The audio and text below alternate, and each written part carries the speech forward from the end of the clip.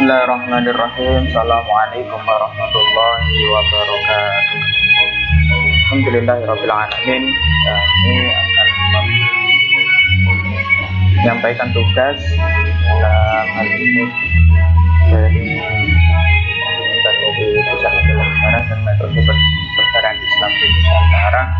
Untuk yang pertama adalah kami pengantar, di mana Islam sangat mudah dan ramah masuk menjadi ajaran masyarakat Nusantara, karena sebelum adanya Islam, para penduduk bumi Nusantara sudah mengenal dan percaya adanya kekuatan lain yang berada di luar kuasa manusia. Oleh karenanya, Islam masuk dalam kepercayaan dengan sangat mudah dan hanya memiliki sedikit permasalahan yang akhirnya mampu dihadapi oleh tokoh-tokoh penyebar Islam di Nusantara. Maksud dari Islam sangat mudah dan ramah masuk menjadi ajaran masyarakat Nusantara didukung dari beberapa keberhasilan dari penyebar Islam atau dari syiar Islam yang disampaikan oleh para wali atau sunan pada masa itu adalah hampir mayoritas penduduk Nusantara yang pada hari ini disebut dengan Indonesia banyak sekali yang memeluk agama Islam, entah secara Islam secara substansi atau hanya secara esensi, tapi dalam ranah persebaran Islam dalam hal ini sangat mudah dan menjadi ajaran agama atau keyakinan yang sangat general dan mayoritas. Yang selanjutnya adalah bagaimanakah cara Islam menjadi sebuah keyakinan atau agama dalam kehidupan masyarakat di Nusantara pada masa itu. Yang pertama ialah pada abad 5 Masehi, nama Jawa sudah disebut dalam catatan Cina dengan nama Indochina. Yang pertama adalah adanya metode yang pertama dari negara Cina atau masyarakat Cina yang pada masa itu sudah mengenal nama Jawa dengan sebutan Indochina. Dan ketika pada masa itu, masa metode Cina, di ranah transportasi laut di Cina itu dikenal dengan nama transportasi laut itu Po, kata yang bukan berasal dari bahasa Cina dan mirip dengan kata Jawa Po atau perahu, dan kata Melayu perahu. Dalam catatan Wan Zhen ini menunjukkan bukti bahwa teknologi kedaulatan penduduk maritim di Laut Selatan sudah maju pada abad 3, yang mana pada masa itu di Jawa sudah ada kapal besar yang panjangnya 200 kaki atau 65 meter dengan tinggi 20 sampai 30 kaki, yang mana kalau dimeterkan 7 sampai 10 meter, dan mampu dimuati 600 sampai 700 orang yang ditambah dengan muatan seberat 10 hau. Hau itu adalah mungkin ton kalau hari. Dan yang selanjutnya adalah metode dari Campa.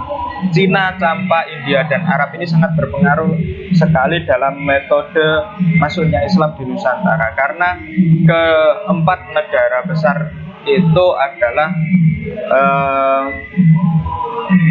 memiliki suatu hubungan erat. Yang pertama dalam bidang segi transportasi perdagangan, karena semuanya pada masa itu masih menggunakan teknologi perahu atau kapal.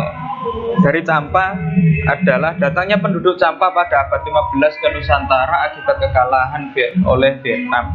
Jadi pada saat Campa atau dinasti kerajaan Campa dikalahkan oleh kerajaan Vietnam pada abad ke-15, penduduk-penduduknya lari ke Nusantara, dan pada masa itu tepatnya untuk Islam dan Campa adalah sebuah kesatuan yang sudah menjadi sebuah kesatuan antara Campa dan Islam. Yang selanjutnya adalah India. Di India ada beberapa kaum yang lari ketika dinasti Umayyah dan Abbasiyah itu melarikan diri ke India yang disebut dengan kaum Awali, orang-orang yang melarikan diri itu. Dan yang terakhir adalah pengaruh Arab sendiri. Di sini di dalam pengaruh Arab, sektor perdagangan rempah-rempah yaitu atau yang paling utama adalah cengkeh pada tahun 70 Masehi sudah mencapai Romawi atau Roma Itali dengan melewati jalur Iskandaria. Namun nama Nusantara baru disebut oleh ilmuwan Arab yang bernama Abu Al-Faidah pada abad 9. Selanjutnya adalah Islam di Nusantara. Yang pertama, Islam sudah masuk ke Indonesia atau ke Nusantara sejak pertengahan abad ke-7 Masehi. Paling awal atau yang paling utama membawa seluruh Islam ke Nusantara, yang membawa Islam ke Nusantara ialah saudagar Arab yang sudah membangun jalur perhubungan perdagangan ke Nusantara jauh sebelum adanya Islam di Saudi Arabia atau Jazirah Arab. Kehadiran saudagar Arab di kerajaan Kalingga pada abad 7, yaitu era kekuasaan Rani Sima yang terkenal keras dengan menjalankan tata kelola hukum dalam kekuasaannya. Dan juga didukung dengan pada abad 10 Masehi, keluarga-keluarga Persia sudah mendatangi Nusantara, tepatnya berada di sebelah barat dari Indonesia atau Nusantara.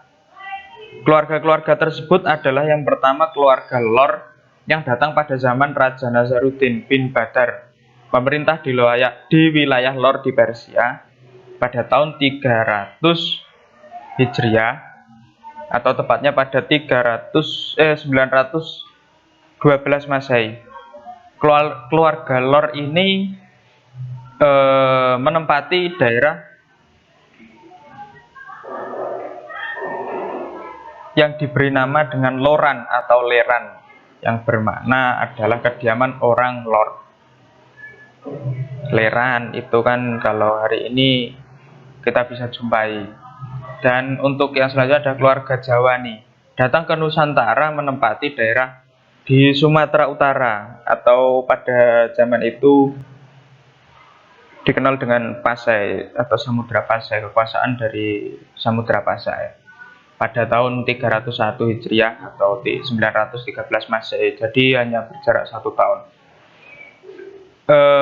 Keluarga ini yang diketahui menyusun Hot Jawi, artinya tulisan Jawi yang dinisbatkan kepada Jawa nih, bukan Hot Jawi orang-orang Jawa pada masa kini.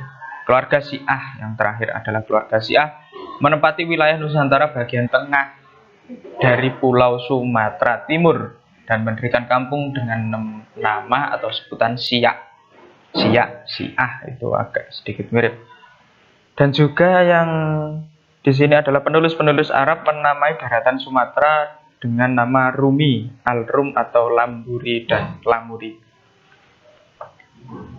Kemudian ada juga cara pengislaman dengan mengirimkan langsung orang-orang Islam, yaitu yang dilakukan oleh Sultan Al-Ghobah dengan mengirimkan 2000 keluarga muslim dari Rum, dan hampir semuanya terbunuh. Hanya tersisa 200 keluarga saja.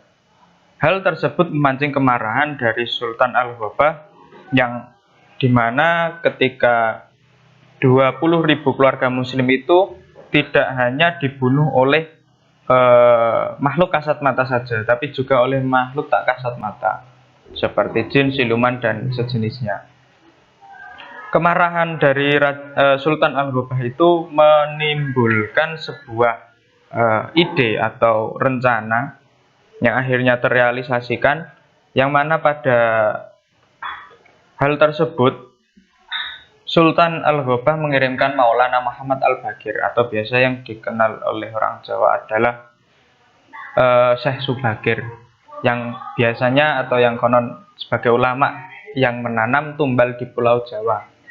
Ia juga dikenal sebagai ulama penyebar Islam dengan metode metafisik, menggunakan klenik, terus suwuk, terus dengan hal-hal yang berbau metafisik. Ulama-ulama lain juga memiliki cara-cara yang berbeda seperti Sunan Kalijogo. Namun cara-cara itu mengajarkan Islam secara substansional, tidak hanya mengajarkan Islam secara kulit saja, tapi mengajarkan Islam secara bagaimana cara menjadi Islam, orang Islam yang tidak harus membuat sebuah perbedaan di kebudayaan-kebudayaan yang sudah berjalan. Metode yang dilakukan oleh Sunan Kalijogo salah satunya dengan wayang kulit, gamelan, dan tembang-tembang yang menjadi ciri khas dari Sunan Kalijogo. Salah satu tembangnya adalah Kidung Rumeksa ing Wengi, terus itu menjadi salah satu tembang gubahan dari Sunan Kalijogo yang sangat fenomenal sampai hari ini. Selanjutnya dari Syekh Subakir dilanjutkan oleh Wali Songo yang pada hari ini kita sebut sebagai Wali Songo. Di era selanjutnya dilanjutkan oleh beberapa ulama atau wali yang memiliki beberapa metode berbeda. Yang pertama adalah Sunan Ampel, yang dimana beliau membuat peraturan-peraturan yang islami untuk masyarakat Jawa, atau bahasa Jawanya susuhunan ing ngampel denta handamel pranataning agami Islam kanggipun ing tiang Jawi. Yang selanjutnya adalah Raja Pandita di Gresik perancang pola kain batik, tenun lurik, dan perlengkapan kuda. Susuhunan Majagung mengajarkan mengolah berbagai macam jenis masakan, lauk pauk, memperbarui alat-alat pertanian, membuat gerabah, dan lain-lain. Untuk yang selanjutnya adalah Sunan Gunung Jati di Cirebon mengajarkan kata-kata, berdoa, dan membaca mantra, tata cara pengobatan, serta tata cara membuka hutan untuk menjadi sebuah lahan pertanian. Sunan Giri membuat tatanan pemerintahan di Jawa, mengatur perhitungan kalender, siklus perubahan hari, bulan, tahun, windu, dan menyesuaikan siklus pawukon atau wuku, juga merintis pembukaan jalan. Untuk Sunan Bonang mengajarkan ilmu suluk, membuat gamelan, mengubah irama gamelan. Sunan Derajat mengajarkan tata cara membangun rumah, alat yang digunakan untuk memikul orang seperti tandu dan joli. Dan yang terakhir adalah Sunan Kudus.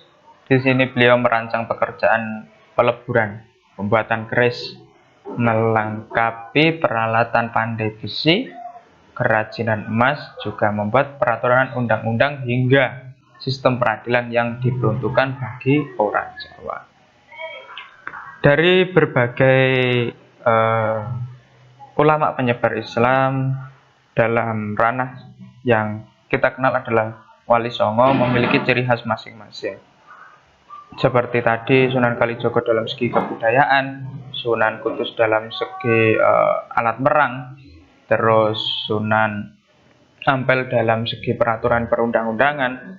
Jadi bergerak dalam ranahnya masing-masing. Jadi Islam itu tidak hanya sekedar melaksanakan tata cara bagaimana menjalankan ibadah saja kepada Allah Subhanahu wa Ta'ala, tapi juga bagaimana cara kita bisa beribadah dengan tenang, tidak terpikirkan bahaya atau kekurangan apapun, agar bagaimana sistem manusia sebagai kholik, ciptaan dari makhluk dari ciptaan sang kholik atau Allah Subhanahu wa Ta'ala, menjadi umat yang bisa menjadi lebih baik dalam pelaksanaan peribadatan di setiap harinya.